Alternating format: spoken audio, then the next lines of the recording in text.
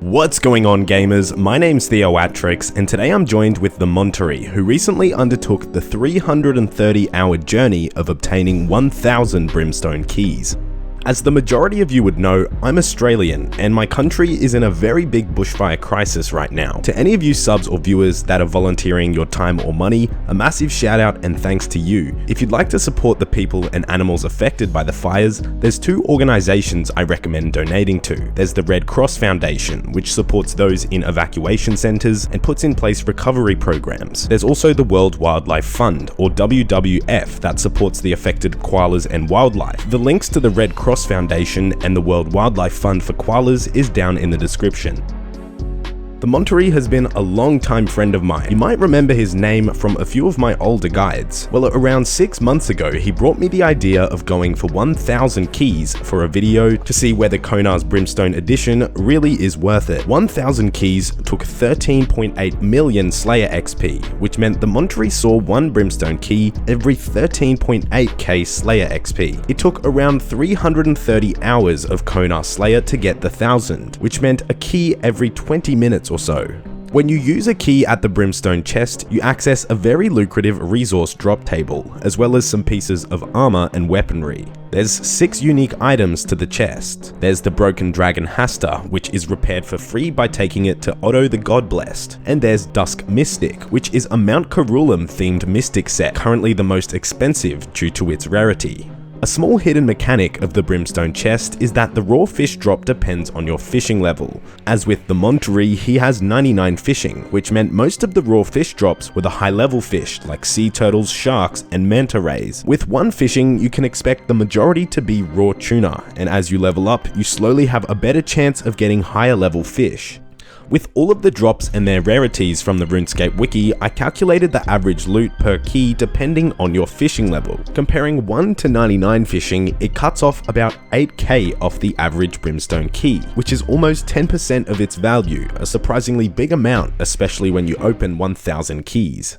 The 3 most valuable drops from keys currently are the 4 Dragonfruit Tree Seeds, which the Monterey managed on his 3rd key, equating to 760k right now. Next, there's the 160 Dragon Dart Tips, which is 575k, and 3 Magic Seeds, which is 424. The lowest price drop is the 100 Raw Tuna. For most players, the lowest price drop is the 3000 Pure Essence, which is only 6k. Out of the 36 possible drops from the Brimstone Chest, 27 of them are over 50k, and 20 of them, so more than half, are over 100k.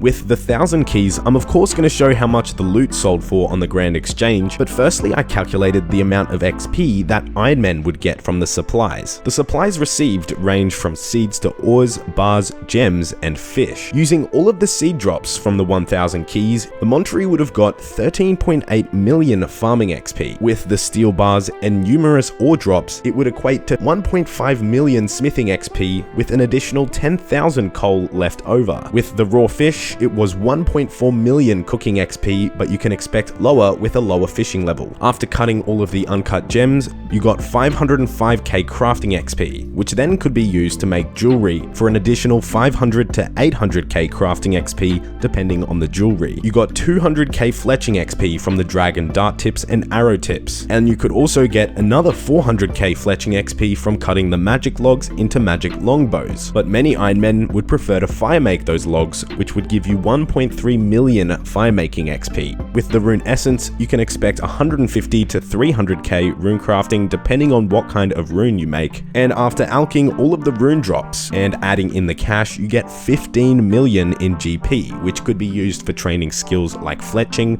or managing miscellanea. Ironmen can also expect a full set of Mystic and some Dragon Hastas from 1,000 keys.